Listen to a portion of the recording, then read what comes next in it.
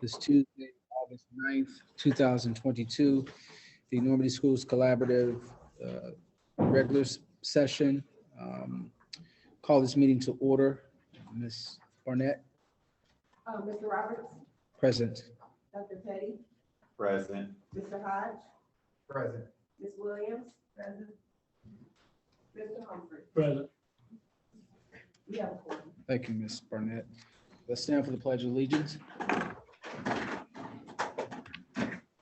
I pledge allegiance to the flag of the United States of America and to the republic for which it stands, one nation, under God, indivisible, with liberty and justice for all.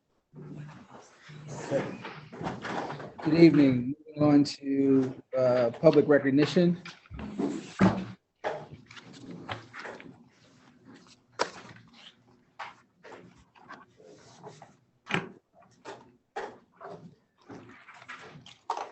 Since you're so new, can you just let everybody know who you are again and proceed in that manner? Good evening, board members.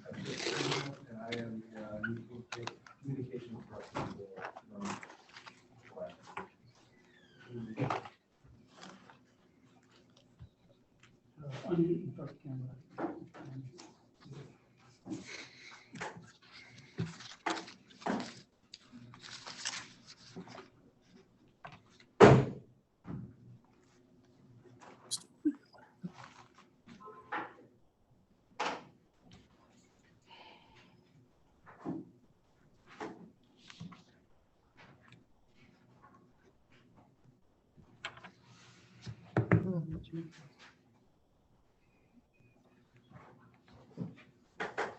We have three presentations for this evening.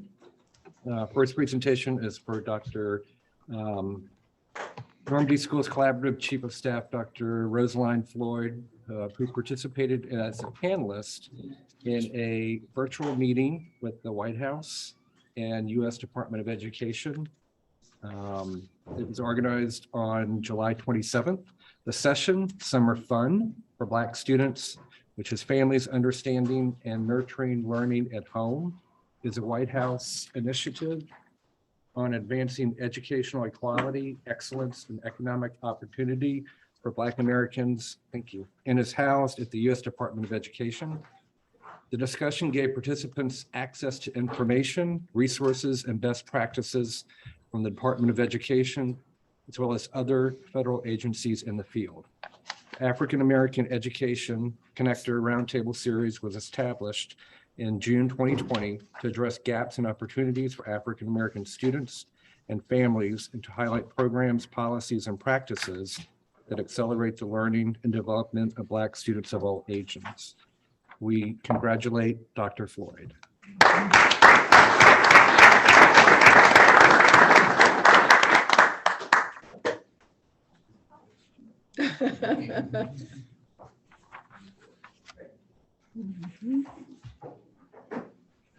Second presentation, we have 7 teachers from Normandy Schools Collaborative participated in the STEM Teacher Quality Initiative Institute, which was a 2-week intensive STEM learning opportunity made possible through STEM PAC and the Institute for School Partnership at Washington University. This seminar was held for 10 days from July 11th to the 22nd and provided close to 60 teachers from across the St. Louis region opportunities to deepen their STEM knowledge through workshops and field trips led by expert STEM leaders and educators. So I think we have some of the participating teachers here. If you wouldn't mind standing up, those that participated, do we have any? Nope. Teachers that participated included Delinda Jackson from Early Learning Center, Barbara Jones from Early Learning Center, Robin McNeil from Lucas Crossing, Ken Moten from Early Learning Center, Paris Nevillers Doss from Early Learning Center, Doretha Pearson, again from Early Learning Center, and Sarah Williams from Washington Elementary.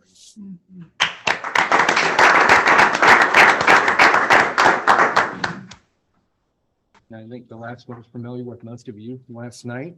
Our very own Dwayne Foster, Assistant Principal at Normandy High School, took the stage at the Muni from August 3rd to the 9th for a performance of The Color Purple. He starred in the role of Pa. To celebrate Dwayne, we had students, parents, teachers, administrators, and board members who attended the performance last night, April 8th. So we congratulate Mr. Foster. We're very proud of his accomplishments.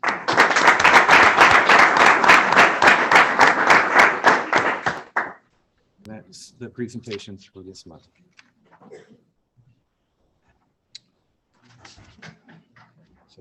All right, thank you.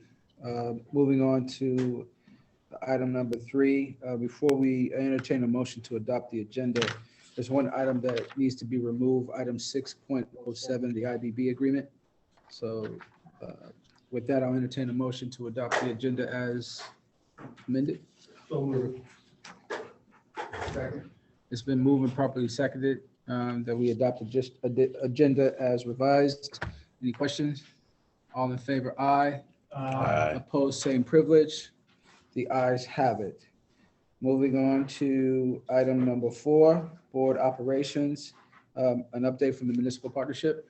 Is there anybody here? Mayor McGee? First of all, thank you for having us. It's a press of breast air to have you all working with the community again. We had a meeting with SSM dealing with the mental health. I'm the chairperson of the mental health and also the chairperson of the 24/1 Municipal Partnership. We also have our co-chair, Mayor Brian Jackson from Beverly Hills.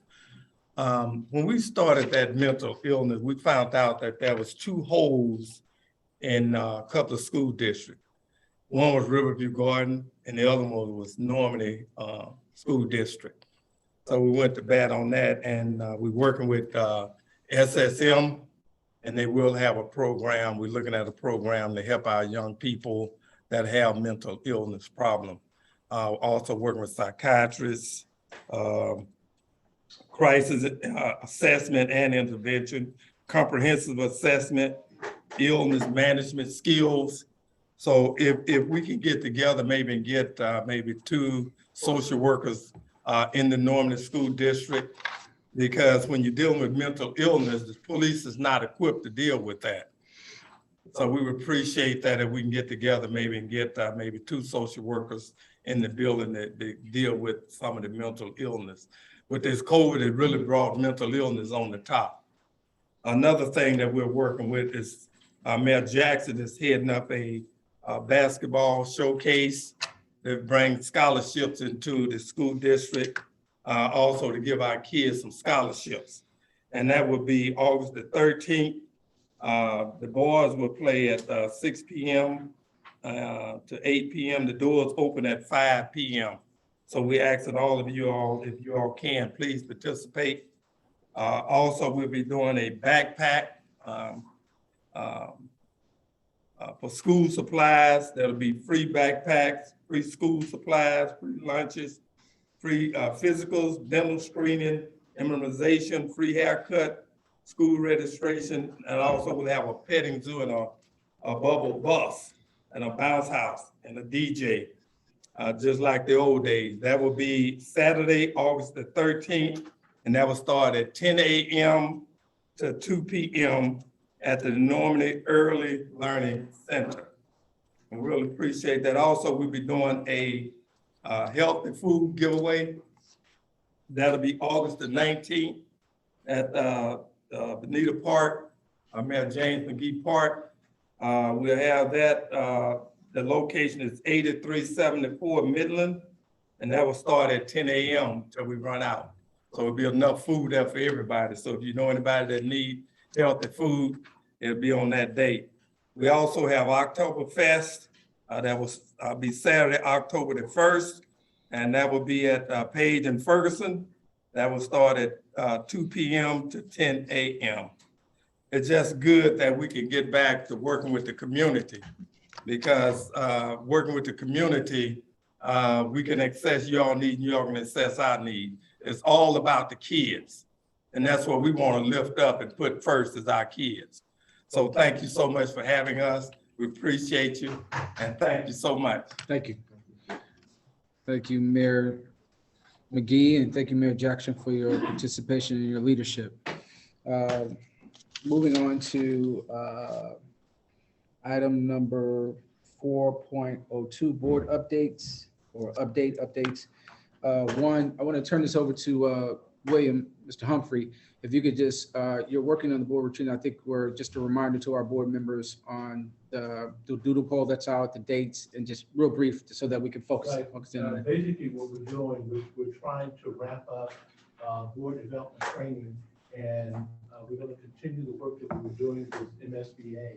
And you should have gotten a doodle poll email with the dates of October, I believe it's 8, 15, and 29th. So what I need you to do before you leave tonight is to see Alex and let her know what your availability is on those dates, because I have to get back to MSBA, because right now they're holding those dates pending a response from us. Okay. So as soon as we know that, we can lock the date in, we can begin to build out the other parts of the board development work that's in front of us. But it starts with us making sure that Alex has your availability for those 3 dates before you leave tonight. Pretty much that. And what we'll do is once we get the dates locked in, I'll begin to start having conversation with MSBA relative to what the training will look. Initially, what they've asked for is the first meeting being a full day. Like all 3 of those dates are Saturdays, so they want an entire day for Saturday. And then after that, they're going to move it into bite-sized pieces, which will be 3-hour sessions. You know, at some point as we need, from like 6 to 9 on whatever those dates are. But the first one is going to be a full date. And as we begin to frame up more about what that development work will look like, you know, it'll cover things like team building. It'll cover things like strategic planning. It'll deal with things like board norms. So there's any number of things that we'll be covering as part of that board development process. She'll also be taking a look at the various things. I forgot to put my microphone on. And she'll also be, you know, we'll also be reviewing each individual board member, what their current status is around their board training. So we want to make sure all of those things are current and we're moving forward with the work that's coming. So make sure you see Alex before you leave tonight. Okay, thank you, Mr. Humphrey. Just one more thing regarding board updates. As it relates to the municipal partnership, our partnership allows us to facilitate engagement with the public, with our public citizens and our residents in the community. We're trying to figure out a way to make that more robust, but we participate in the monthly meetings at the municipal partnership. And there was one item that came up this last meeting that involved the municipal grants program, and that a partnership with the school district puts us in the innovative strategy you have for the 24-1. So can someone just mention something about that? Because I think that's critical in terms of bringing resources and some of our assets in terms of strengthening the partnership. There's a grant out there that we're working on, Young Housing and the 24-1 municipal partnership is working on, but it also includes school district. And within that school district, so we get that grant, it really will help us, help everybody, really, help the community, help the school district, because it goes towards the school district. Mm-hmm. Also, we're working with the, I think it's Student Mental Health Congress. Mm-hmm. There is a seminar coming up in Houston, Texas. We'll be sending some of our SROs there also for that. So a lot of things going on, got a lot of moving parts. We'll let you know more about that when we get into that grant. And we definitely need the school district to be a part of that. And that will give us so many points in getting toward that grant. Thank you. I think that was an important piece of information that we need to convey. Moving on to item number 5, Transition Committee. I yield the floor to Dr. Petty, who's chairman of our Transition Subcommittee. From here or from the podium, does it matter? Podium, Okay. as long as you don't scared. No, we. Take that with you. Huh? Oh, he got one. Yes.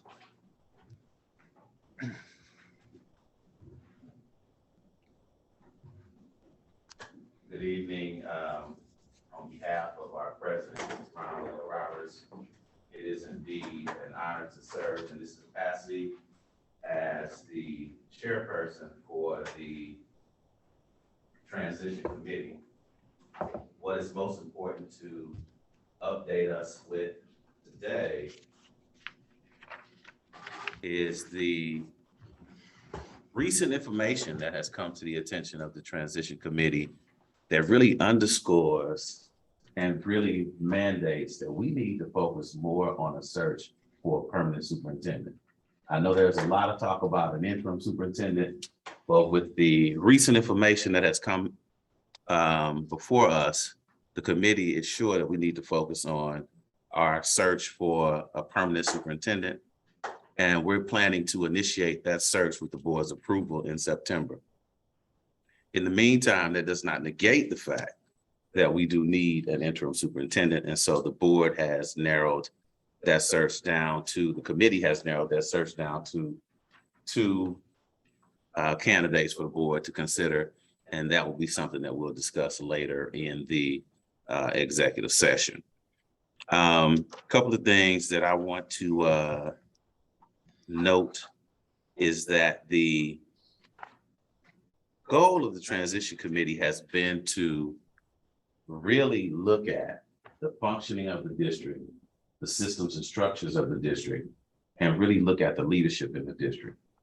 When you look at systems, structures, functions, and leadership, this is what better informs who and what we need in a superintendent. It also informs the direction that any superintendent, he or she, whoever they may be, the direction that they need to take the district in.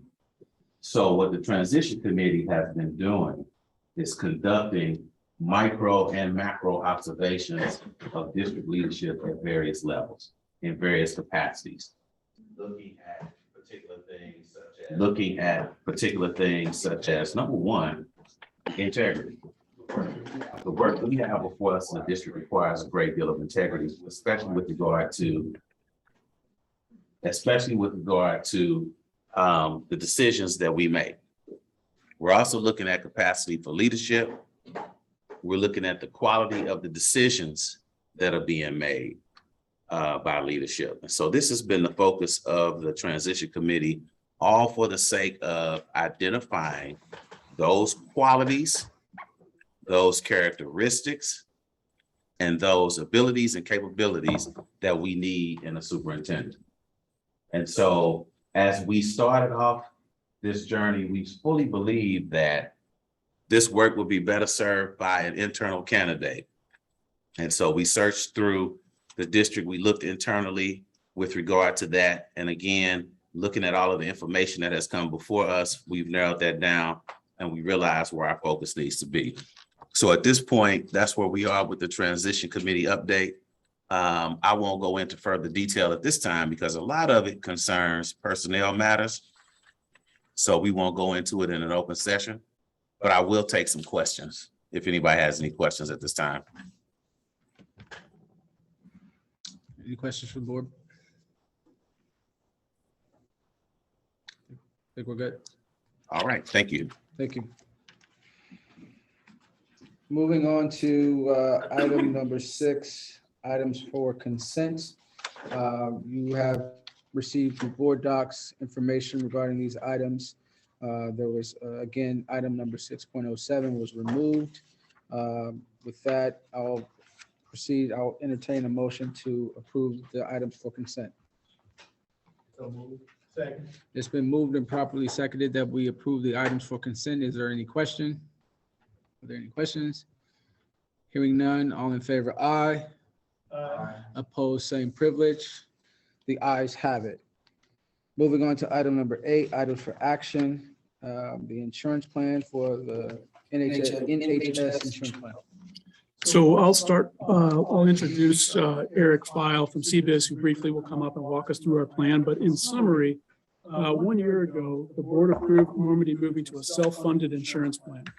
That means that change included improved overall plan design for about the same projected cost as the best available fully insured plan with no plan improvements. That is, we're saving a bunch of money last year and we made the plan better. this year, we're looking at about a 9% increase. And as the budget indicated in June, we are at, the budget includes the board and the district covering the 9% increase fully on its own to shield employees from having to shoulder any of that cost. We understand retention and attraction of staff is very important. So that's kind of the headline of it. We're going to continue with self-funded, no major changes to the plan. At this time, Eric File will come up, and Eric, if you could unmute, and your presentation should be up and pretty much ready to go. Thank you.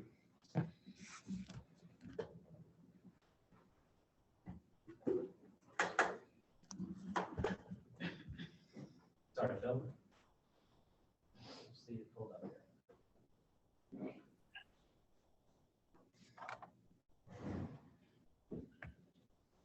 Man. You're so smart. Thanks, Phil. Like Phil said, my name's Eric File, and I'm from CBiz Benefits and Insurance Services. I'm honored to be the consultant for Normandy Schools Collaborative for the last 5 years.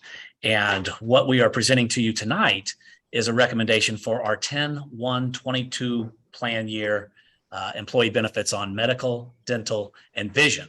Phil did a nice job of laying out the basics. We did change to a self-funded program last year and really saved probably 6 to 7% of our overall cost. We really ran very close to our projections that we made last year. And that's what self-funding is. It's a projection.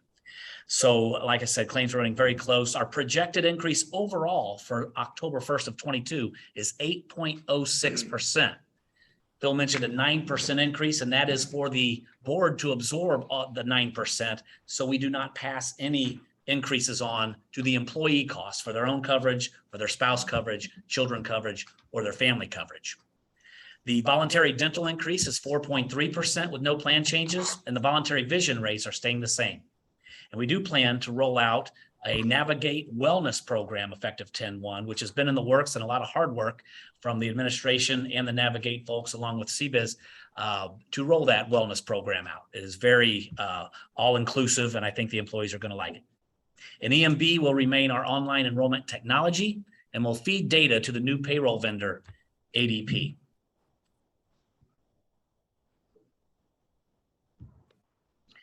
Just to let the board know and let the folks know, we are well aware of the cost of insurance, especially for the employees. So for the past 5 years, we've really put an emphasis on either keeping the cost the same for the employees or going down or reducing those costs. So that graph that you see on the page indicates that the family coverage at the top, we've actually for the employee cost of family coverage back in 2017, on average, it was $1,319 a month. We have brought that down to $992. Now, we are still well aware that that's a lot of money a month, but we're doing everything we can to bring that down, and we are cognizant. The employee spouse rate has cost the employee $764 back in 17.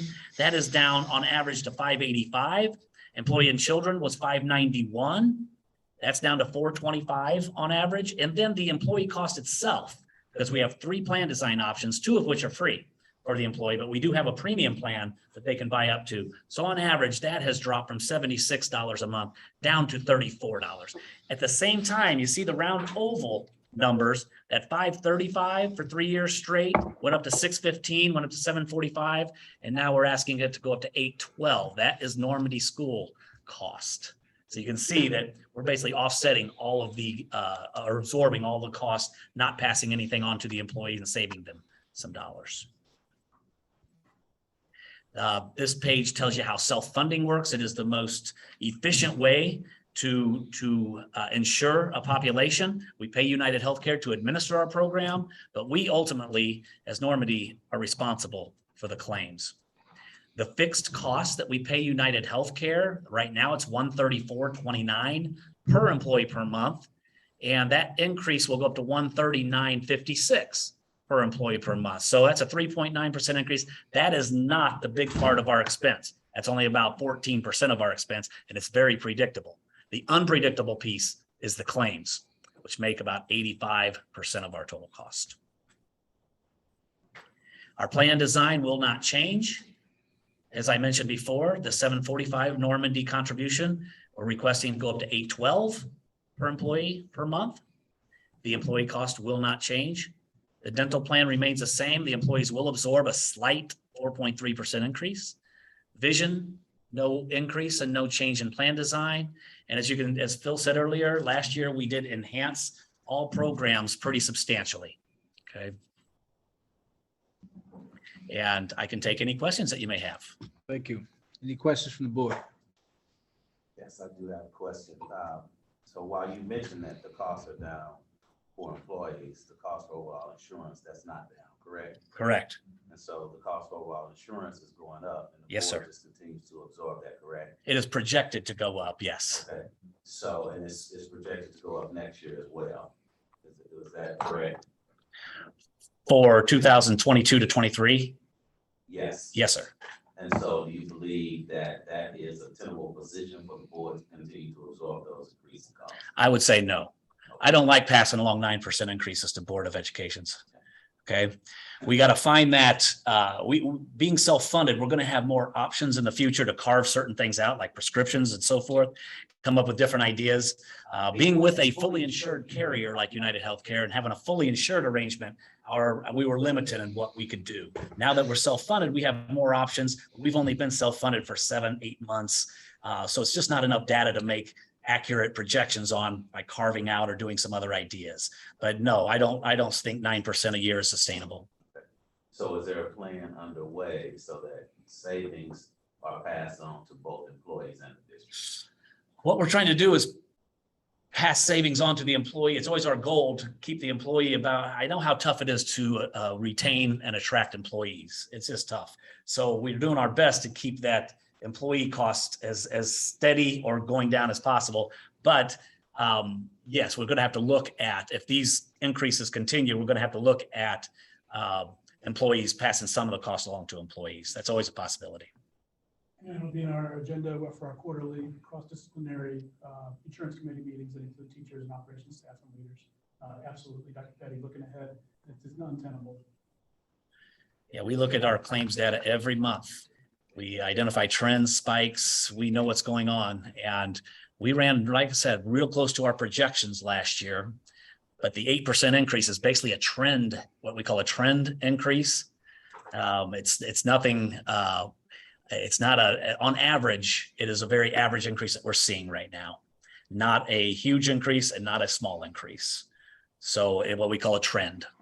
I guess my line of questioning is leading to, are we flexible in our approach to this, in that if we can't get what we need from United Healthcare, are we looking at Blue Cross Blue Shield or other providers to see that what's actually happening is that we realize a real savings and that the cost does not go up for neither employees or the district? That's the real savings. Yeah, and you're exactly right. We're mandated to go out every 3 years, but we can go out every year to market that to other carriers. Just remember what I said, the fixed cost is really the one big thing that is predictable. And we can save off that $139 per employee per month a little bit by maybe moving to a different administrator. However, it's that claims cost. We got to make sure we're getting the best discounts, the best rebate schedule, the best access. That is where the claims really pile up. And that's the big bulk of our cost. So Understood. Thank you for your time. You got it. I appreciate you answering those questions. My pleasure.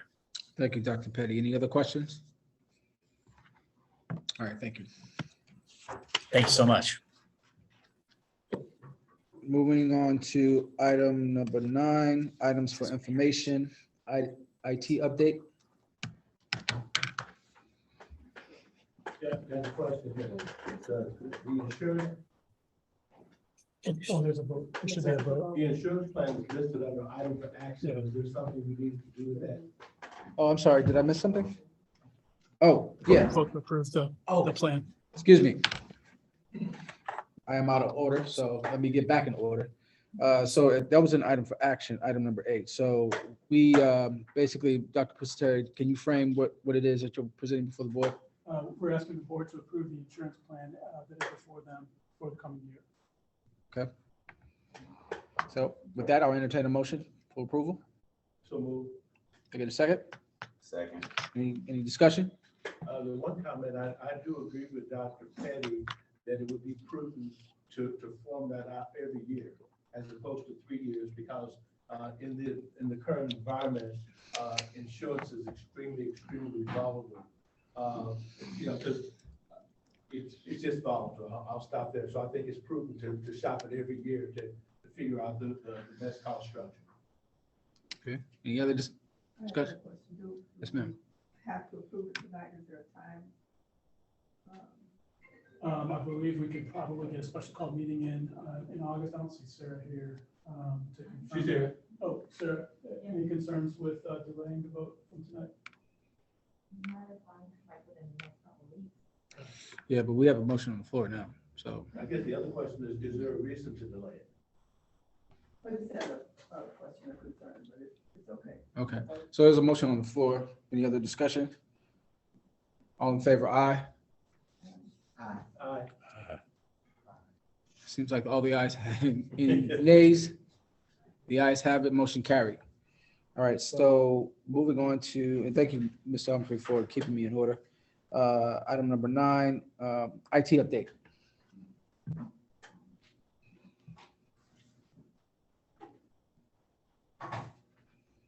Since you're new as well, I should suggest you tell us who you are and how you're serving us.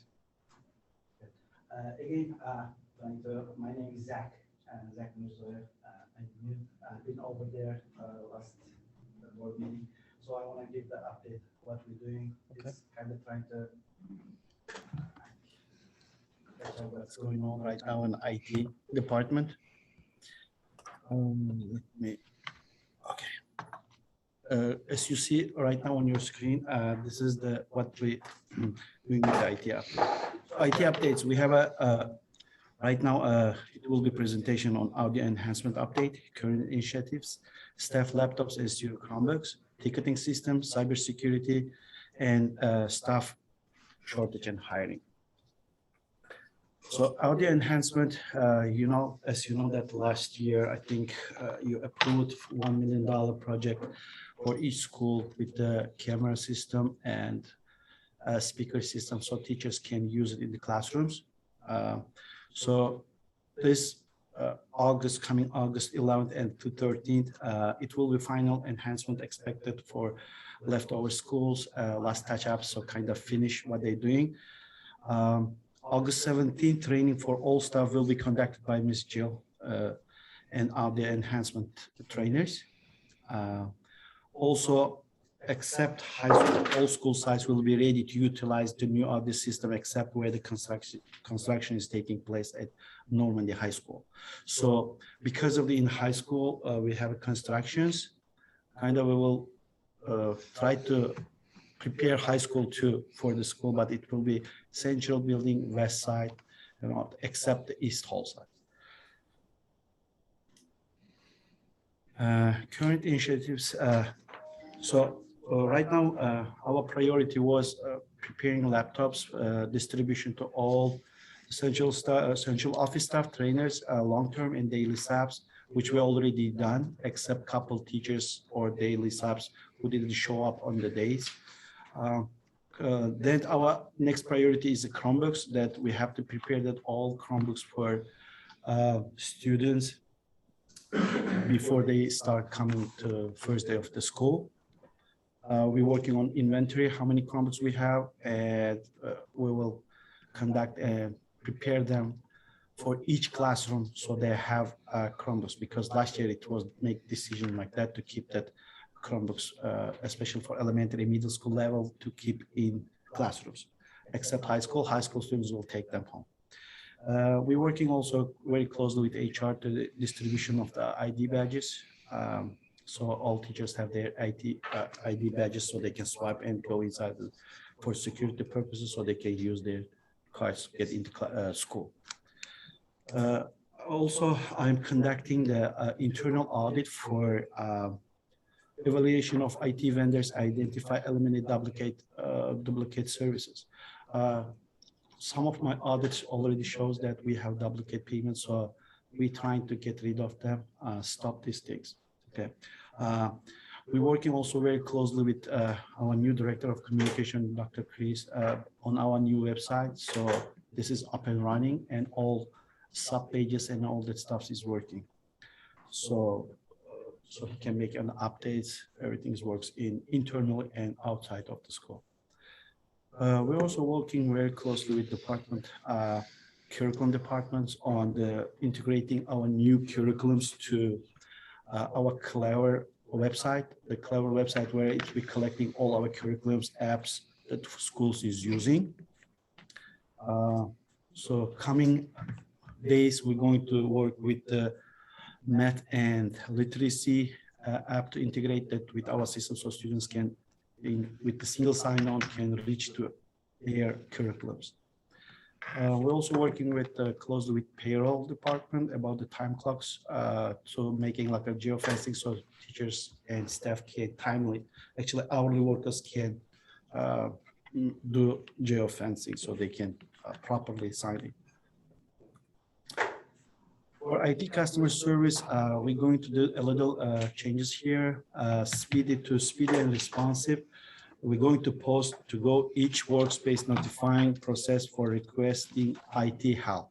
For IT assistance, when the school or admins, teachers, they need customer service, they have to put an email to help@normandysc.org, so which is automatically generate and converts.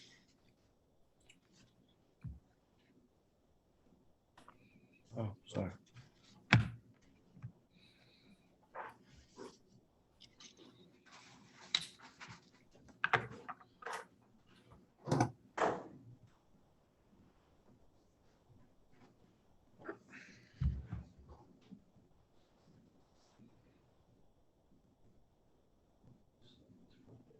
On my screen.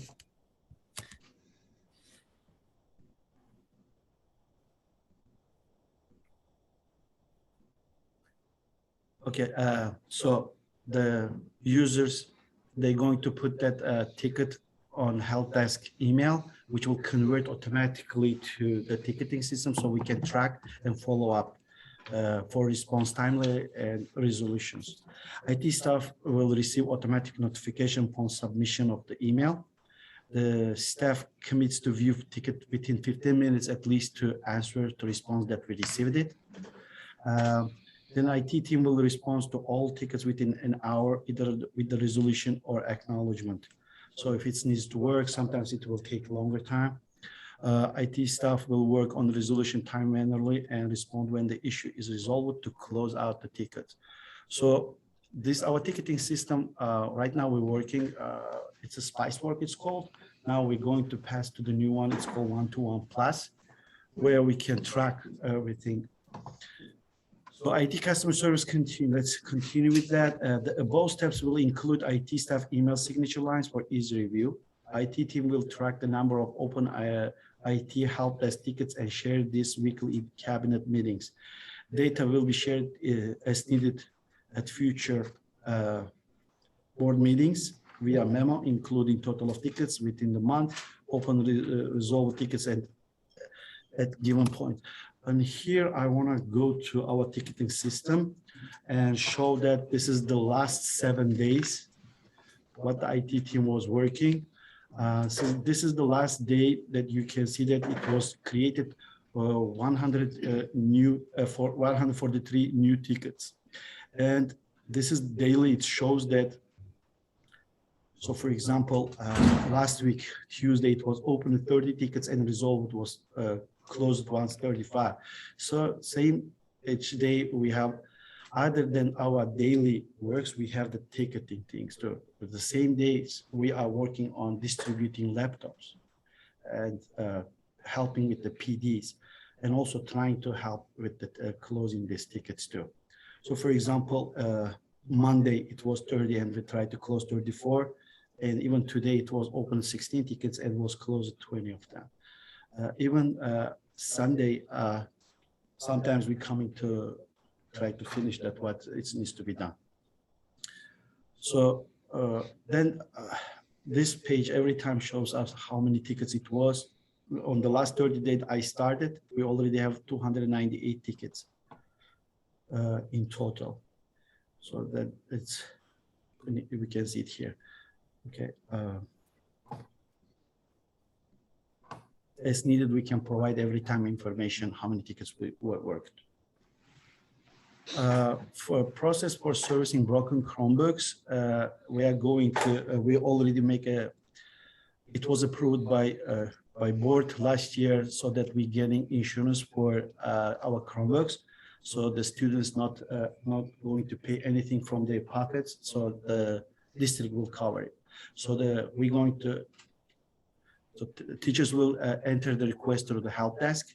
The technician will come and pick up damaged devices, swap devices upon arrival. IT technician goes then to Genius Bar, inputs device data and into insurance portal. IT work with insurance company to ensure repair.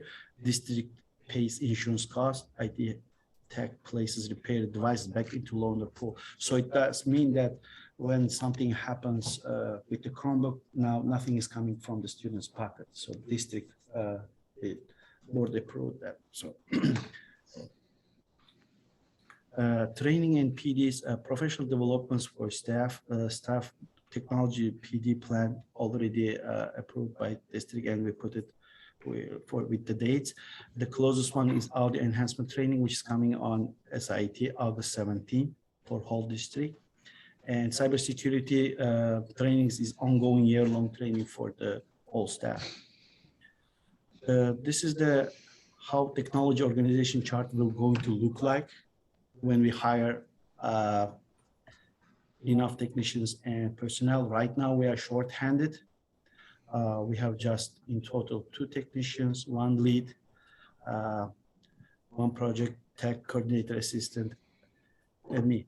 So this will how look like, and educational tech coordinator and network engineer associate will be promoted internally. So then we're going to hire a new help desk technicians. Thank you very much for your attention. If any questions. Sure. Any questions? Yes. My first question, Zach, how you doing, man? You all right? Yes. You settling in pretty well?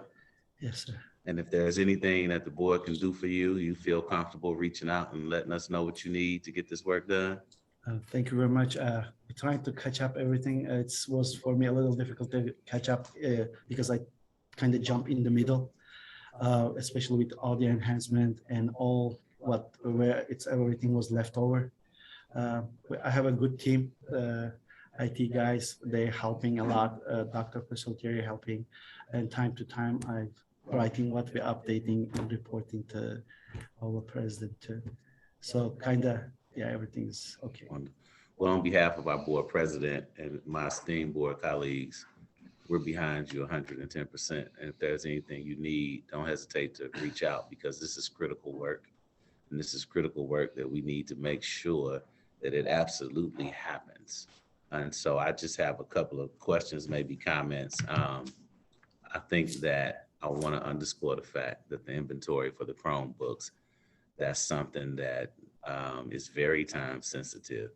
And we need to make sure that we have a one-to-one technology situation prior to students arriving to the classroom. So inventory the Chromebooks that we have, we need to know what we have. And if there's a purchase that needs to be made, we need to be made aware of that, immediately. I understand you totally, because we had the priorities, because it was the teachers was coming first. So we kind of put that everything on the step. So kind of let's finish new teachers, then all teachers. Then now this starting this weekend, we will start focusing totally on Chromebooks. So we can find, definitely we have enough Chromebooks, but we don't know how many of them is broken or how many of them is not working, something like that. But I want to make sure that we're trying our best to absolutely. And so I want us to hesitate in saying we have enough, because we don't know if we have enough until we know that we have the exact number that's up and running and working and ready to be distributed to students. Just a couple other things real quick. It's my understanding that we've moved forward with having a dedicated IT staff person at the high school. So as it relates to these tickets that you speak of, will that individual at the high school be able to give a more immediate response to those tickets that are being submitted coming from the high school? So let me say that on the last our board meeting, we say that we're going to assign one personnel. So this personnel will be Dan. He is the help desk lead. He will be located in high school and trying to help the high school tickets. So kind of timely manner on time. But when we hire enough technicians, our plan is kind of divide. We will not have enough, but at least one technician will take care of two schools. It's our plans is like that. It will be much more efficient and kind of faster to respond because that personnel will know that what the school need, you know. So one personnel will stay in high school and other three technicians will be divided, each of them two schools. I'm glad to hear you say that's a priority for you and your team because that's absolutely a priority for us. And we want that to happen sooner than later because as we move into this virtual realm of learning, a kid without the technology is tantamount to a kid that's not learning. And I want to update right now with something. If on our last meeting, I showed that how it's our backbones looks like. Last week, because of the weather conditions and out gauges, our server rooms, especially on all schools, it will be our future budgeting things and plan to what we're going to fix at schools. We have very old system at schools, you know, so our bigger project will be after when we're done with all the enhancement, we have to fix that problems because when it's out gauge is gone, around 27 different servers and our things stopped last week working because thunderstorm, weather conditions and all this stuff, electric out gauges. But we're good now, everything is up and running, all services working. But just for the future, heads up. So we're going to, when we settle down, I will start working on this, what we have to do. And by the way, we also start working with the QNS company that board was approved 2 years ago, I think, to helping our IT teams, but it was never used. So I started using them because we already paying them. Two things. I want to thank you for taking the initiative to ensure that the new curricular tools are updated with the Clever app. That is going to be a huge support to teachers and to students both. So I'm glad that your team is out front and doing that without having to be directed to do it. So thank you very much for that. I also want to thank you for looking at the duplicate services that may or may not be present in your department and looking at duplicate payments and looking at how we can be more responsible over the taxpayer dollars as it relates to how we spend money on technology. I thank you for that because that's an area when I mentioned earlier and I spoke about integrity, that's one of those areas where the integrity seems to be out the window. And so I'm so pleased to hear you say that you and your team are looking at that and making sure that that's not something that continues to occur moving forward. Thank you very much for that. And then finally, I'd like for you to look into, if you can, the ID badges for all staff, making sure that they have current photos, correct spellings of names, and the correct year, school year on them. Let me update on that. Please. IT is responsible for giving the access, but HR actually responsible for printing and issuing the names and other stuffs, the pictures. Yes, we already talked with them, so we most probably going to get rid of a year, so we can keep using because each of these costs money for districts. So kind of we want to keep that right now, and for the future when we already, I think we already started, we get rid of the year, so they can keep this the same card. Again, that misspelling and all that stuff, it comes to us already printed. Then we giving the access to so they can use it, you know. Understood. Thank you for that. This HR already updated on this too, so they know. So they get rid of the year and problem of fixing. Yes, sir. Thank you very much. Any other questions? I just have one quick comment. I just wanted to thank you as I listened to your presentation around your ticketing system and the fact that you made some enhancements, because I think it's important when you understand the numbers, you can respond to it. So, and I appreciate the level of detail that it gives you. So at any given time on any given day, you know exactly, where we are relative to tickets, because knowing that we're in a technology-rich district, it's critically important when something does not work in the classroom, the school district doesn't work. That's the way I look at it. And so if it breaks down in the classroom, it has to be the #1 priority, because that's where our students live. And so I appreciate the fact that you have a sensitive ticketing system that allows you to focus on that. So thank you for the work that you're doing. Yeah, the last update, that letter that you received, it will be, thanks to Dr. Casey is working on it. So it will be distributed to all schools, each teacher, so they know that what they have to do. Also, it will be updated on our school website. So it will have this information over there. Yeah, thank you for your work. Thank you very much. Thank you, Appreciate Zach, for your and actually, thank you for this. This is something that was discussed and came out of the retreat. And I'm glad to see this here, and it should be posted everywhere so that teachers and staff have access to it. So thank you for that. And also, just one question. We have the ticketing system, but do you have a system of feedback, since we're talking about customer service? Those who are being served, is there a mechanism to get feedback so that it's continuous improvement as it relates to how you handle tickets, but also being proactive about problem solutions? Actually, the ticketing system, let me share again that screen with you. It's actually give to the staff or user who send this ticket, they can see that they progress of that ticket. Okay, as manually trying to answer, we receive it, and then we say that it was done, please can you do this or something like that. Everything shows actually. Oops. So more specifically, is there like a customer satisfaction system? To be honest, we didn't work on it yet, because as soon as we start the school, Okay. we will work on it. All right. I promise. Put that on my wish list. Right now, yeah, kind of. Right So you got a lot of other stuff. Yeah, I Right now, understand. I didn't go to that. set. I'm very pleased with this. I'm so So, sorry. I take what I Thanks can to get. Dr. Chris, they help a lot. Thank with you. that. Thank you Okay. for that. So much Okay. being honest, just saying. Yes. Yes, I didn't have that. I didn't have time for that, Thank you so much. Thank you. Appreciate Thank you your very much. I report. appreciate All right, moving on to item number 9.02, Project Phoenix.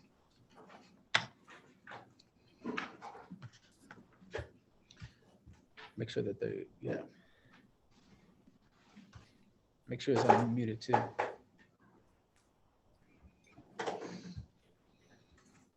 All right. Good evening. Good evening. We are super excited to come back and talk about Phoenix again. Since we started this project on July 1st and really got approval at the last board meeting, we have really taken off running. We are looking at, constantly looking at research, making sure that we stay connected to our HR process, where we have teacher vacancies. We are constantly connected to our curriculum team and how the things that we need and the pieces that we need. Mr. Humphrey holds us accountable to what we said we would deliver on. And I'm happy to say that today we have reduced the need for reliance on outside the proximity program. We've narrowed that down to science vacancies at the high school. So one science vacancy at the high school, and our 7th and 8th grade vacancy for science at Barack and at Washington. Is our PowerPoint? Oh.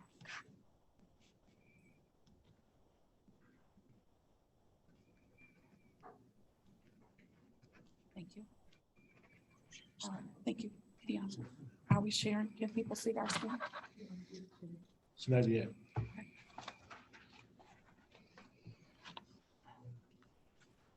So anyway, with that being said, we have been able to work constantly, stay up to the minute with data, with instruction, with who is filling what position. And we were in such a good place that we actually did a trial run this week. And we're going to share a sample of that. We are moving forward in the next week to actually use our curriculum to do a dry run with our teachers. So we were all in different buildings this week, some in classrooms, some in other places, and we had an excellent first run at it. So we're excited about where we are. I'm going to let Dr. Warren talk about what we've been doing and what we've been doing as a team, but it's been refreshing. It's been exhilarating to work with like-minded people who have come to the table and really been solution driven. We start out with our norms that no idea is a bad idea. We will be presenting to our entire staff at convocation. We're going to use Mr. Humphrey's acting skills to do a little skit so that we can make everybody understand what's happening and what's going on. Hold on to your seats. Right, we have narrowed it down to 2 schools that we're going to start to pilot this with, and we're hoping that as COVID arises, as sickness comes up, as teachers have to leave, which we pray doesn't happen, but if it does, we have an instantaneous solution for making sure that all of our students have access to quality instruction. It's not about just having a teacher in the classroom, and so that's what I want you guys to remember as we put forth the 4 reasons why we're doing this: to address the teacher shortage, but also to address that equity piece, which we speak to in our DEI statement as a district. How do we get equity in the classroom for all students? So that's where we've been, and here is where we are now. Awesome. Good afternoon, Board of Education. Good afternoon to everyone, audience, for being here. As Dr. Douglas stated, don't click for me. Awesome. As she stated, Project Phoenix is moving forward in a very positive direction. What we're excited about is, again, we are about reimagining the educational landscape for Normandy School District to make sure that we're providing equity and access to rigorous standard-based instruction for all students.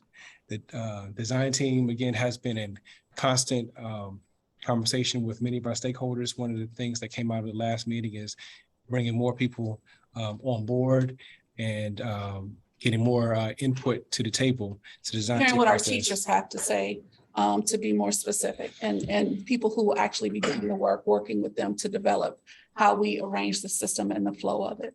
So we've had weekly and bi-weekly meetings since July 12th. So at this point, we've had over 9 design meetings. As Dr. Douglas reported, we're getting weekly updates from HR, so it's been great to have Andrew Miller, a part of our design team. We took an opportunity to review our master schedules at Barack and also Lucas, because those are 2 schools that we want to pilot this program. And then we were able to, as a design team, synchronize our schedules to create an 8th grade block for virtual math instruction and a 6th grade block at Lucas. So we're piloting 2 pilots will happen simultaneously. You have 2 schools. Barack and Nisha has been on the design team with us. So you have 8th grade math, and we have Ms. Shannon, who's actually here with us today. Ms. Shannon, will you raise your hand in the back? Who's going to be teaching 8th grade math, is our virtual champion back there. So give her some love, please. She's our first virtual champion leading the frontier. So you have her, Ms. Shannon, zooming in. She'll be over at Barack. But the math instruction we piped in to Lucas Crossing, Mr. Hollins will be proctoring.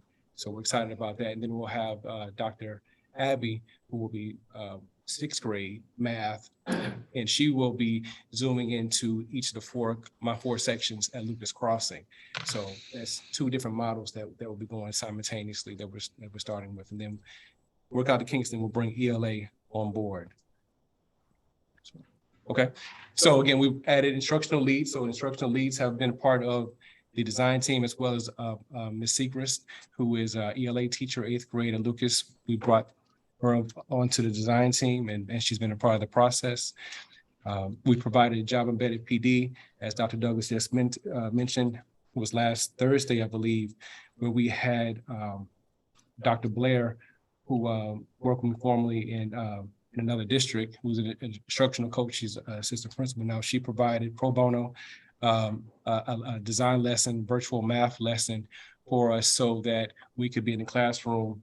And I want to give Jill back there a big shout out for setting up the virtual experience for us at Lucas, where, as Dr. Douglas mentioned, we were in 2 separate classrooms, and Dr. Blair was facilitating from her classroom, and we were able to engage in a math lesson.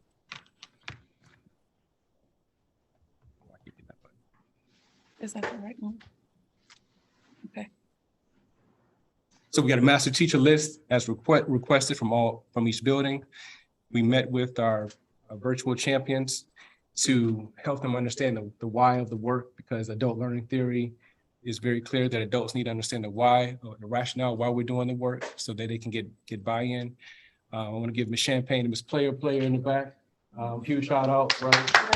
We've been working with our SSB partners as a part of this process, because when we talk about equity, we definitely want to think about our exceptional learners and how they will be able to interface with this instruction as well. So they've already identified the students who will be impacted in this pilot with IEPs and getting that list together, so that we are on top of making sure that we're providing quality instruction. We've renewed our Nearpod subscription.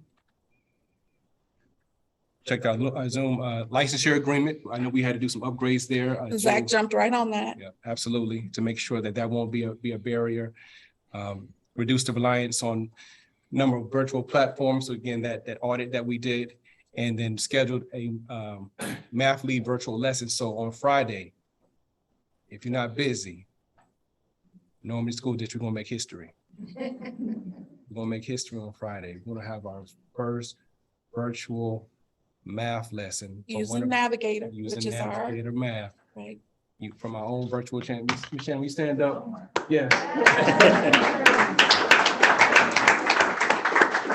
So, Dr. McConnell and Kate have been great working with us with this, and have just been amazing partners to even get those curriculum pieces in place. So we definitely want to acknowledge them as well. And so we had fun. I was busy trying to beat everybody, but I didn't win on the games and the competition. So we had a really good time. So we just want to show you guys a little bit of the video that we did for our first sample lesson. So it's quick, it's a 4.5 minute lesson, so you see what we all experienced. We were the students in the lesson, and we wanted to get a real authentic experience of how our technology would interact with type of questions. And so what you'll see is a Nearpod lesson. You'll see Dr. Blair facilitating the lesson, and we had 3 clear objectives. We wanted to engage students virtually with math via Nearpod. Nearpod is one of the tools that the district we have in-house. We didn't have to go outside to provide, so we wanted to use the tools that we already had ready available. The second objective was, how do we make the learning objective? Clearly, the district last year has done a lot of work around making sure that teachers' learning objectives they're clear about their learning objectives. So what does that look like virtually, right? And the third one is, how do you check for understanding? And that's the real work. Are students learning or not? Yes or no? Do you have evidence of that, right? And we wanted to make sure that we could see that, what that work would look like virtually, because Mr. Humphrey holds us accountable with the data piece. How do you know the students are learning? What evidence of that? What measures do you have, et cetera? So those are the 3 objectives that you see in this short clip.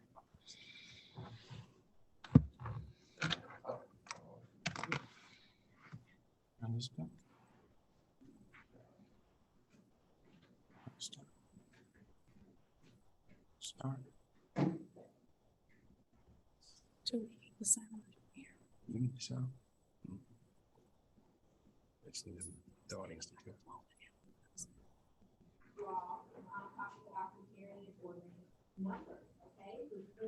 don't.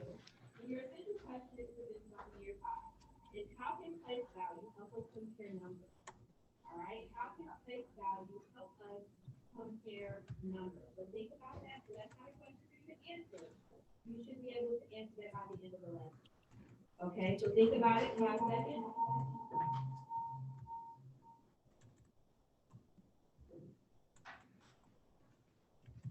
You should see a poll pop up on your screen. Tell me what you know. All right, so now it's time to just tell me what you know.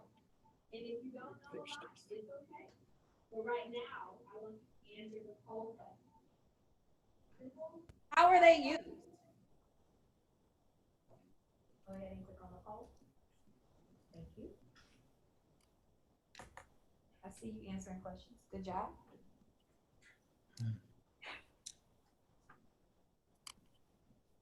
All right. So I have some friends that said comparing numbers, some friends that said finding the difference of a number, and a couple people finding the sum of a number. All right, I'm going to go ahead and close it so we can get started. So kids are actually using polls to respond to what Learning objective. pops up on the screen. I will be able to compare two multi-digit numbers using symbols, right? Greater than, less than, or equal to. And by the end of the class, you're going to be able to justify that solution. We're going to talk a little bit about justification or justifying a solution in a little bit. So vocab terms that are going to be useful for you today, you're going to use the word or learn the word digit, expanded form, number name, numeral, place value, chart, sorry, and symbol, all right? And for my teachers and students, because we want to know what we're learning and how that correlates to the standard. And the standard is at the bottom for you. I won't read it, but it's there for you to know. So as you do those data checks, this is the standard that is associated with this objective, okay? All right, let's get started.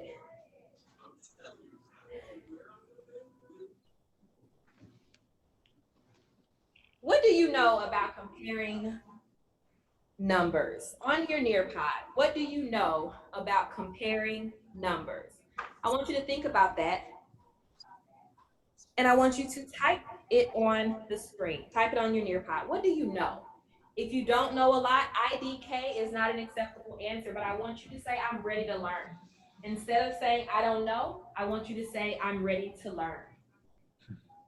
What do you know? What do you think you know? There are no wrong answers here. It's what you know. Exley says that he's ready to learn. William, ready to learn. Awesome. Some numbers are bigger than others. Shannon, Alicia Shannon.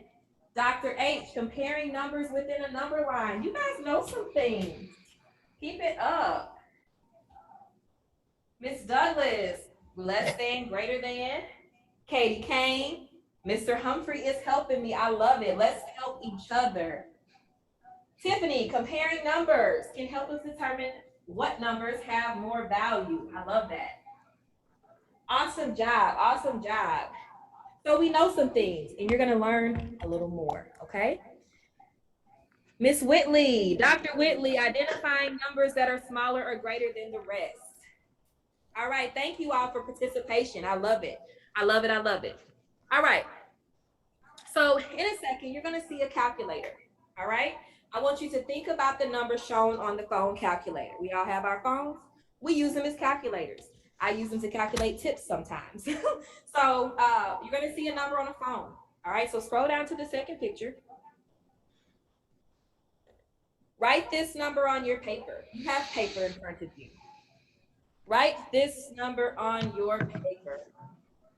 And I want you to think of a number that is less than the number shown on the phone.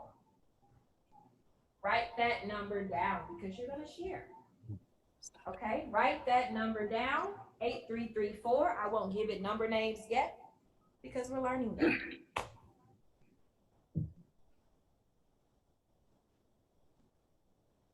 Chat with your neighbor. What number did they come up with? Take 1 minute to chat with, well, not that long. Take 30 seconds to chat with your neighbor. What are some numbers that they came up with?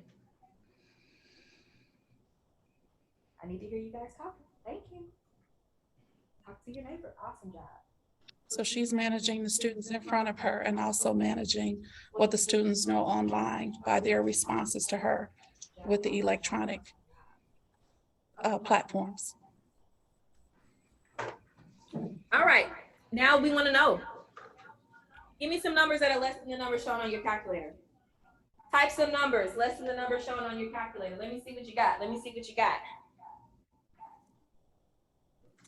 8333, 2, 1, 19, of course, 1911, 8333, 8331. All right, y'all rolling. You're rolling. You're rolling. You're rolling. 1908. That's the best one out here. So some of you guys caught that. So it's kind of interesting to know how you guys are familiar with virtual learning, but we were on a Nearpod, so we could see. We just log on to the Nearpod, go onto the website, so you see the questions. It's like a visual anchor chart, right? So we can click on greater than, less than, write the number that of our choosing, and she can. And when she's carrying a laptop around, she was seeing all of our Right. It's like carrying your classroom around in your hand, so she's able to see what's the detail of what we're inputting. Not only that, from this, it helped us come up with the next steps for students and the next training for teachers. Because one of the things we're gonna have to do, not the kids haven't been using Nearpod and polls, all those things, but really retrain the students in those first weeks, because instruction, Crystal, if I'm not mistaken, instruction starts on the 29th of August. And so kids will have a week to get in, get acclimated, learn the processes and procedures in every building. But we also want to make students who are interacting with this and all of our kids understand how to interact with these platforms so that the learning experience is richer. Yeah, if I could say something too, I think one of the things that that was not in that clip, after she actually had taught the lesson, there was actually an interactive game that was played. So us as students, we were able to answer questions around the lesson. And so at the end of that game, it actually built the results to show which students really grasped the concept, because it was like a first, second, third, and you could basically see based on how they responded in that game to the questions to show the level of learning that they got from that. The teacher can see in real time exactly how they were responding to the lesson that they just got. So I thought that was a really exciting piece. It wasn't in that clip, but I just thought I'd mention that because it was part of it. Right. We stayed engaged the whole time, and I'm a notorious multitasker. And so when I always look at it through my lens, like I was the kind of kid, I got it the first time and I'm moving on, and now I'm, harassing my friend or whatever, but I stayed engaged the whole time. And so I know for our kids who struggle with that, there was enough going on, there was enough interaction between the teacher and the students that we really feel like this is a way that our kids are really going to get some access and hopefully get some traction. Well, we're going to get some traction in improving our data and our student achievement. I'll just add that Nearpod is one lesson design versus there's many options. You got dot cameras, you got whiteboard app. So these are different professional developments, and Shannon is going to use a different method. We had lunch today, and she's going to use a different entry point to engage students, right? So again, we're using the resources that we already have in-house to provide that equity and access for students. So again, Friday, Dr. McConnell, I'm going to share the details of what Friday's going to look like. I appreciate your leadership. Come on over, Shannon. Come over, Shannon. Come on up. And just give your experience of what the experience was like. Because here's the thing, the takeaway was we wanted to bring a master teacher. We had Dr. Abby, we had the Seacrest, who's one of my teachers. The hope was they could say, hey, I want to do this in Norm. Like I can see myself making this happen for our students. And that she was the first one to say, you know what, I want to do it. She buzzed in, hey, I want to do this. When can we schedule time? I want to do this lesson. So I want to. And the other great thing was she was like, but I want to know who's controlling my data. I want to see my own data. And I want to know how, and I was like, you know what? She's like, okay, we got you. Yeah. We got you. And so we're excited that she's excited. And I ordered some t-shirts today for us. So we're going to have our Phoenix swag, and we're trying to get some traction around this, because we really know that the cavalry of teachers, even with everything the universities are doing, all the special programming.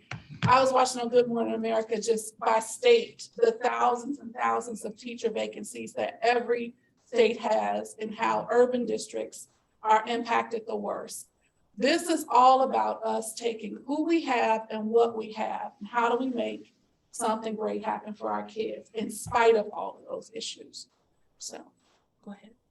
I don't really know what you guys want me to say, but I'm really excited. I think that the curriculum that we have in place for math, because I'm all about math, it supports virtual learning.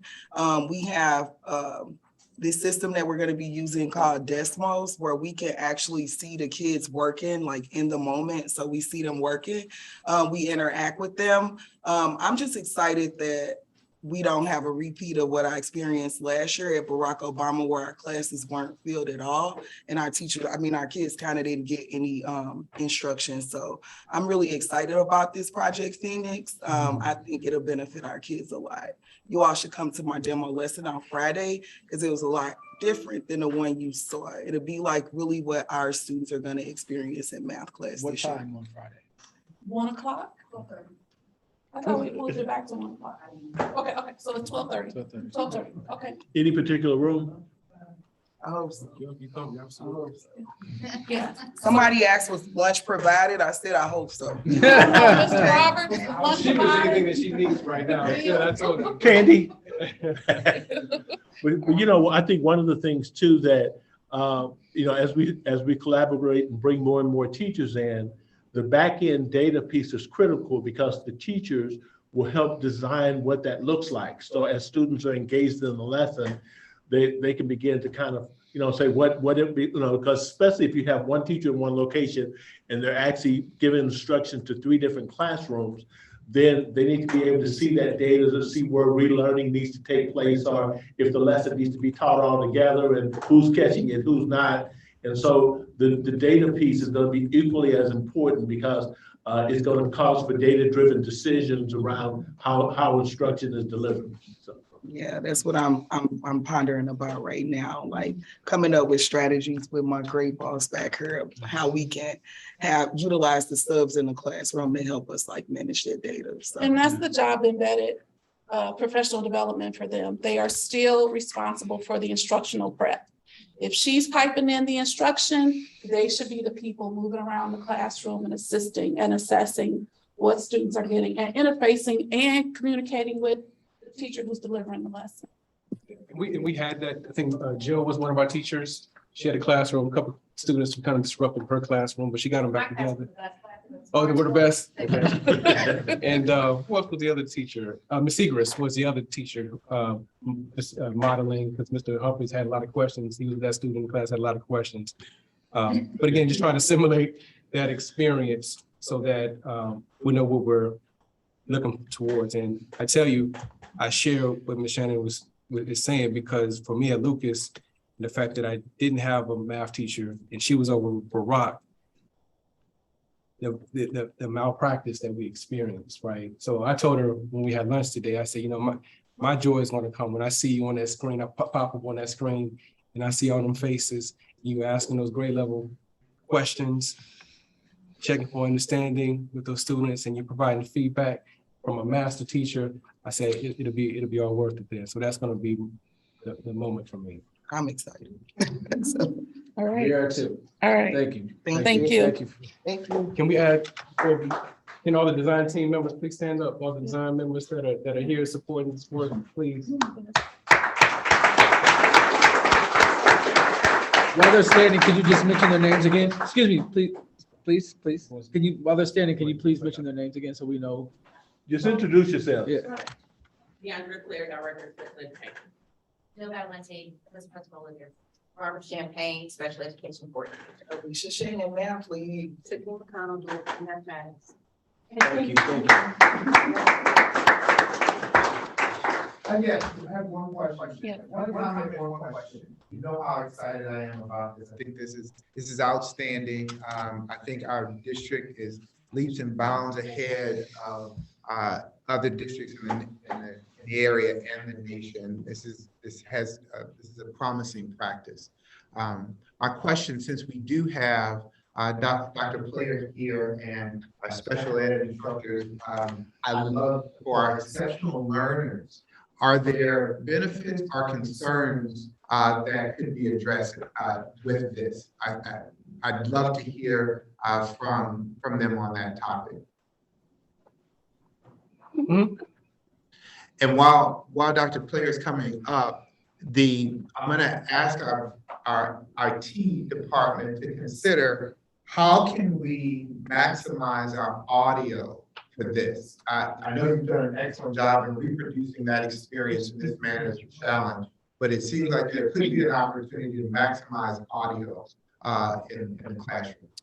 That is one of the issues that we've been talking about with Jill, because she's coming out of our instructional IT department. And so we will have teachers mic'd up so that that it's amplified at a better level so that everybody's hearing And so we will also check speakers and things like that with people's clever boards and all of that to make sure. That'll be part of the tech run to make sure that it's. Yeah, and if I can make another comment, I think one of the other things, like today's enhancement with the coming from Zoom, I think it would also help to attach a Bluetooth speaker to the computer. That way you have more control over the audio coming and you can actually raise the levels of it. I like it. Those are pretty cheap, Bill, so. Sure. So if you don't mind repeating, what was your question again?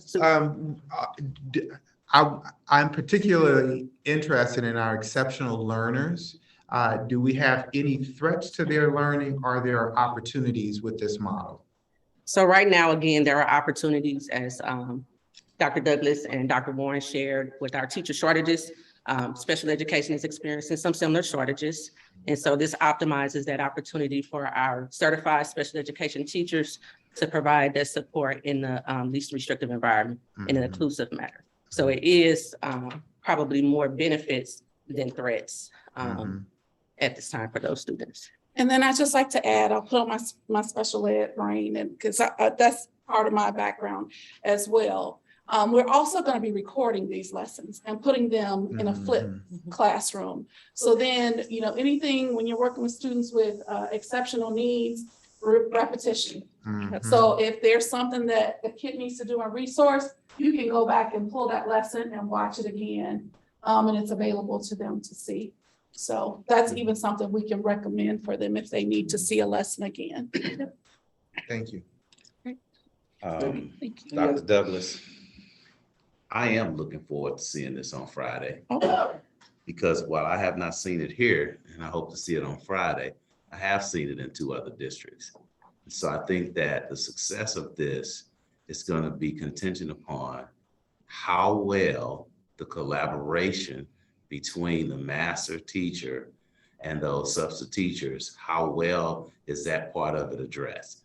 There's going to have to be that collaboration between the 2 of them. That's going to be key. You mentioned the planning.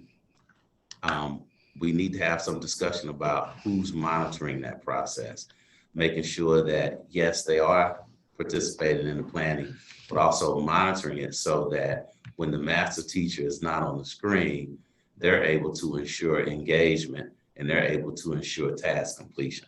So there are some things that are still, to some degree, outstanding. I think that what I've seen in other districts is that it's all based upon the student experience. And the student experience must be based upon how close we can get to an actual teacher being in the classroom.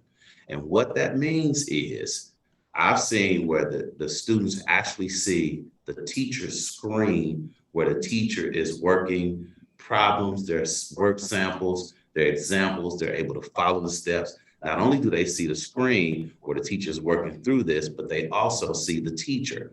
In addition to seeing the screen and also seeing the teacher, these polls that come up and show how students are responding and answering to questions at different times, the screen will switch out and students can see this as well. So I'm hoping that on Friday, we get a chance to actually see that end user experience with the end user being identified as the student. I think that it's important to really outline how many students this is going to be able to impact and how many classrooms. And again, as everybody has already stated, we need to make sure that the technology is there and it's up and running. So one of the things that we did put in place is like as part of the principal's responsibility to make sure that the instructional prep happens. They have a form, they have to say who's there. So people have the responsibility to attend. We pull the meeting notes. Those other pieces, I believe you will see on Friday because we could see them on our end. For whatever reason, it didn't record in the Zoom, but those very things that you're talking about are there. And that's what made it, because otherwise I would have been off doing something else, but yeah.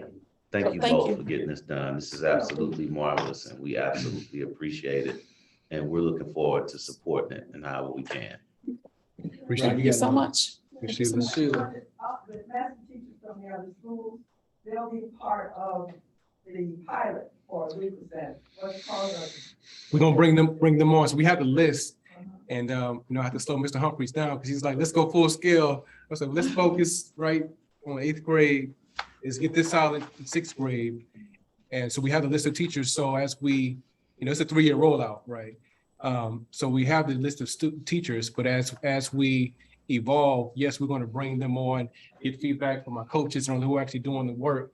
Because once Miss Shannon's going to blow, she's going to take the top off of it. Because when they see her being out there strong and courageous and leading the work, it's going to bring other people along, right? So yes, so we have a list of people. We're going to bring those master teachers, and that's the professional development piece. And as Dr. Petty is alluding to, it takes time to learn. It's a new way of thinking.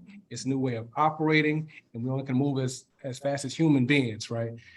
So yes, we definitely have those lists of teachers, and it's how we are intentional of bringing them along to do the work. That professional development is going to be really, really critical moving forward. Shouldn't the cameras in the classroom and that audio enhancement thing help this thing? The cameras in the classroom for audio enhancement, just security purposes, not for recording. Just it gives the security for the teachers when it's kind of security problem, so they can push the button. So at that time it will be recorded, not during the classroom. Jill, yes, Jill. Yeah, I think Jill can explain the different stories. I'm coming. Hey, guys. Hello. So the classroom cameras in all the classrooms, they actually, they do record. So when the teacher is in those, on the computer using ViewPath, they hit record, it records their lesson, and then they use that to drive their instruction, right? To see what am I doing right in this lesson? What am I doing wrong? What should we change? How's it going? Reflect on that, right? So they can record, but for this purpose, the classroom cameras wouldn't give any benefit because we're going to be using Zoom, right? So you don't want to use the classroom cameras. What would be beneficial is that whole audio piece of it. I know you mentioned the audio. And so since we have the speakers in the ceilings that run through the microphones, that the piece, if we can get those microphones paired with all the cameras and working, those microphones should provide sound through the speakers enough for everybody in the room to hear. And wearing the mics or some sort of Bluetooth should be enough for the people on the other end to hear. Okay. All right, thanks, Jill. Thank you. Appreciate that. Yeah. So lots of brains. Yeah. We can. Game changer for Norman. We really appreciate this whole idea, and you're working on it very hard, and including other people. Yes. Yes. Because look, that part of it she gets, and I'm like, what do we need, Jill? So. Okay. Yeah, so one last thing, Dr. Douglas, if I may, have we determined a maximum number of students who can benefit from this process at any given time? In terms of the technology that will be available, say, can a master teacher, one master teacher service 3 classrooms, 2 classrooms? Have we figured that part of it out yet? So we're still working through that. Yeah. So we do like reasonably, it would be 2 classrooms that could be covered. We want to. We say 2 additional to the post, Right. so a total of 3. So a total of 3, Wonderful. right? Yeah. So I'm thinking 75 to 90 kids. But anything more than that, I think would be. Yeah. So we got two going on. So like 6th grade when Dr. Abby. Yeah. We don't have any, we have 1 certified teacher in 6th grade. So Dr. Okay. Abby's going to deliver the math. So we have 4 sections in 6th grade. So for that hour, she's going to be in the class with a substitute teacher, but zooming into those other 4 classes. 4 classrooms providing their math instruction. But at Barack and Lucas, Shannon's going to, be at Barack, and I have, so I have 4 sections, and then Barack has 1 test has 2. So that gives us 2 sample sizes to gauge our effectiveness. And to the data piece that you mentioned, so that Friday piece, and I hope I'm not putting the cart before the horse, Dr. McConnell, but I think Friday, giving the leads that Friday time to plan and prep and look at their data and make those teacher moves for the following week is going to be critical. But it allows them also to provide asynchronous work on that Fridays. So that on Fridays, the students would be with their proctor, master sub, Master guest teacher. Master guest teacher, thank you. With the asynchronous work that's posted in the group classroom for them. So learning will not be. So But again, it's organic. So if it's not, tweaks need to happen, you can't say people have done before. So you send it to 2 other districts. So this is work that hasn't been done before. So probably can't say it hasn't been done wrong. We're not doing it right. So we're just going to continue to work as a team and get it right. All right. Okay. Thank you. Thank you to the Project Phoenix team.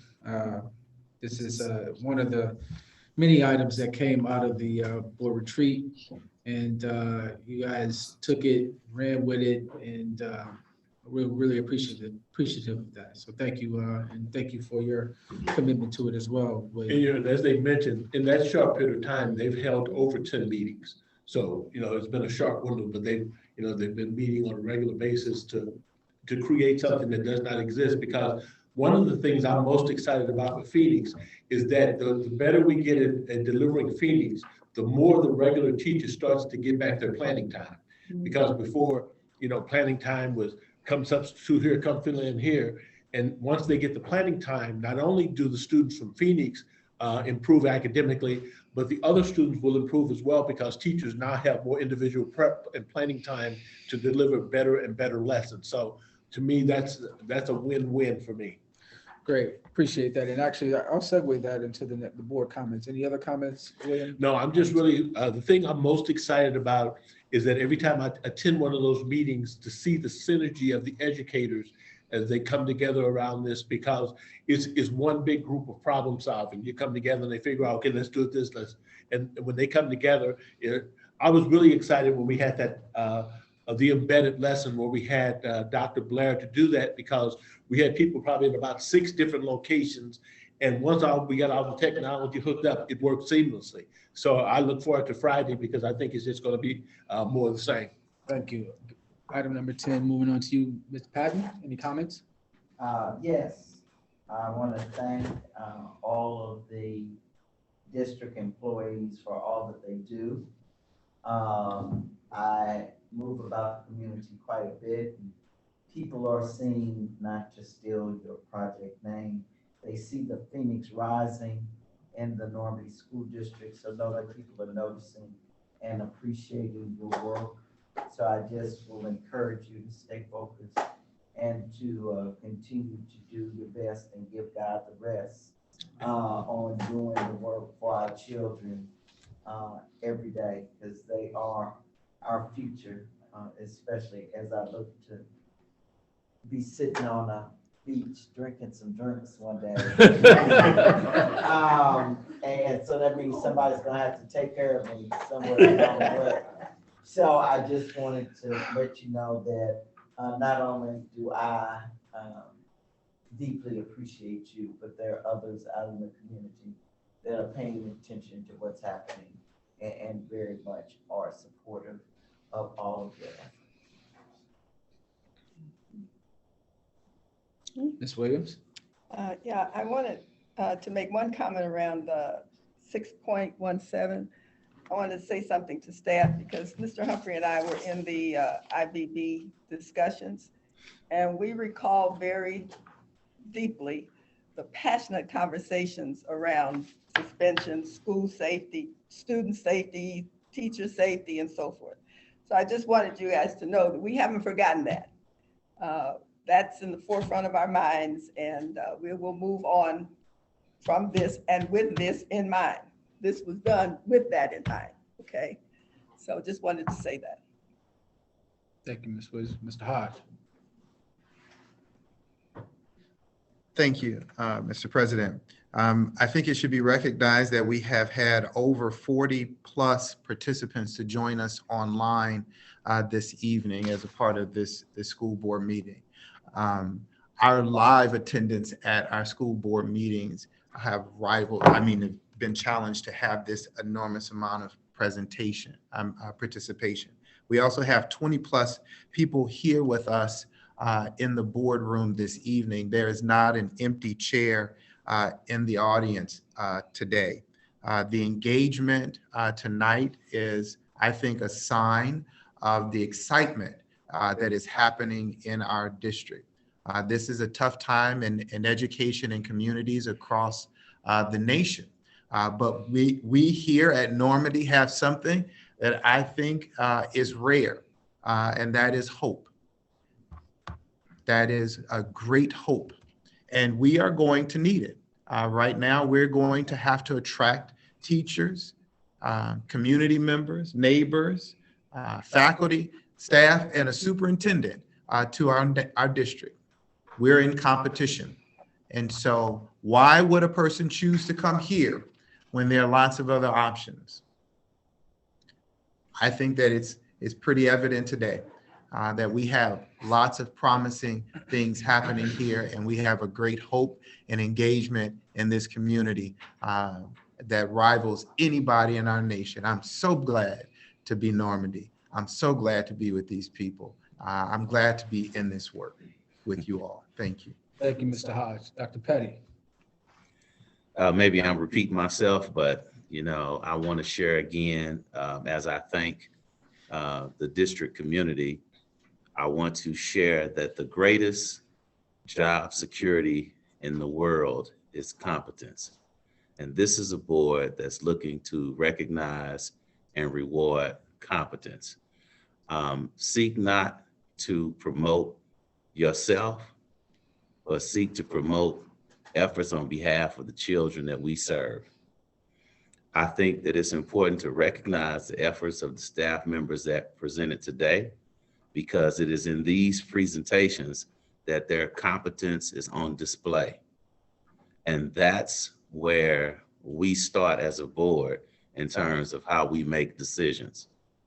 Somebody once said, ask not what your district can do for you, but what you can do for your district.